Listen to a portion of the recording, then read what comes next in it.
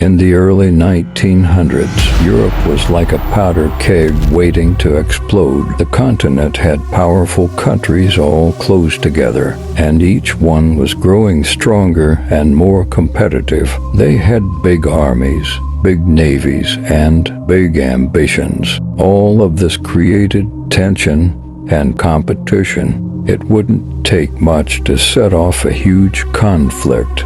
There were four main reasons that laid the foundation for World War I. Number 1, militarism.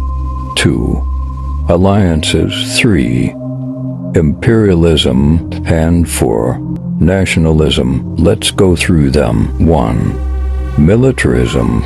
Militarism is basically the idea of building up a big military and being prepared to use it. Countries in Europe like Germany, France, Britain, and Russia were in an arms race, which means they were trying to outdo each other in military power.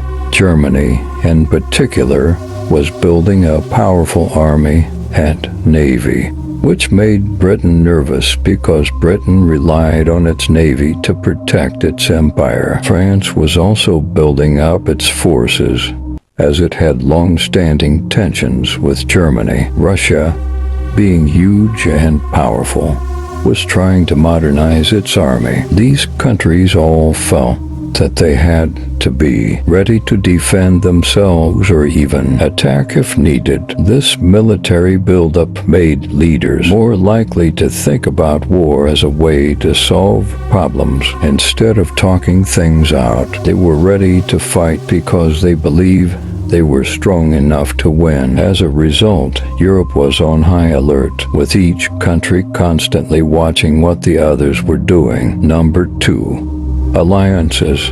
A web of promises. They also started making alliances or partnerships to protect themselves. An alliance is a promise that if one country is attacked, the others will come to help. By the early 1900s, Europe was divided into two main alliance groups. 1, Triple Alliance. The Triple Alliance was made up of Germany, Austria-Hungary, and Italy. 2, Triple Entente. The Triple Entente included France, Russia, and Britain. These alliances created a dangerous situation. On the one hand, they were meant to keep peace because countries might think twice before attacking if they knew it's gonna trigger a larger conflict. But on the other hand, these alliances also meant that if just one country goes to war, it could drag in its allies, turning a small conflict into a large war. It was like a chain reaction waiting to happen. These alliances also made countries feel bolder. For example, Austria-Hungary knew it had Germany's support, so it felt more confident. Russia knew it had France and Britain's backing, so it felt stronger too. Instead of calming things down, the alliances actually made everyone feel ready for a fight. 3, imperialism. Competing for colonies. Imperialism is when a country tries to build an empire by taking control of other lands. By the 1900s, European countries controlled vast territories in Africa, Asia, and beyond. Britain and France had the largest empires, and they were very protective of their colonies, which created friction. Germany, however, wanted more land to expand its own empire. There was competition over resources, markets, and prestige. In places like Africa, European powers had conflicts over who would control which territories. Each country wanted the best lands for themselves, and they often clash. These conflicts added to the rivalry between European nations, especially between Germany and Britain. Germany felt it deserved the larger empire, while Britain was determined to maintain its status as the most powerful empire. This race for colonies made the countries even more competitive and suspicious of each other. 4.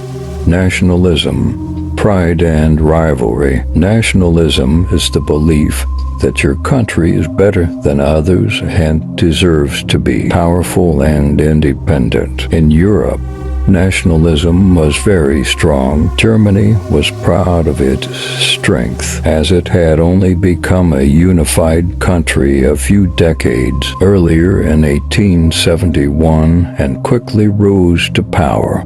France, on the other hand, was still bitter about losing territory to Germany in a war back in 1871, and it wanted revenge. In Eastern Europe, nationalism was even more complicated. Austria-Hungary was a large empire with many different ethnic groups, like Serbs, Croats, and Czechs. These groups wanted their own countries and didn't want to be ruled by Austria-Hungary. Serbia, a small country in the Balkans, was very nationalistic and wanted to help ethnic Serbs living under Austrian rule gain independence. Nationalism made people passionate, but also aggressive. Countries wanted to prove their strength and didn't want to be seen as weak. This intense pride made it hard for leaders to back down or find peaceful solutions. Everyone wanted to show they were the strongest. The spark, assassination of Archduke Franz Ferdinand. All of these tensions were building up when, on June 28, 1914, a Serbian nationalist named Gavrilo Princip assassinated Archduke Franz Ferdinand of Austria-Hungary and his wife in Sarajevo. Franz Ferdinand was the heir to the throne of Austria-Hungary, and his death shocked Europe. Princip was part of a group that wanted independence for Serbs in Austria-Hungary, and Austria-Hungary blamed Serbia for the assassination. Austria-Hungary saw this as a chance to crush Serbia and sent Serbia an ultimatum, a list of demands that Serbia had to meet. Serbia agreed to most of the demands, but not all. This was enough for Austria-Hungary to declare war on Serbia on July 28, 1914.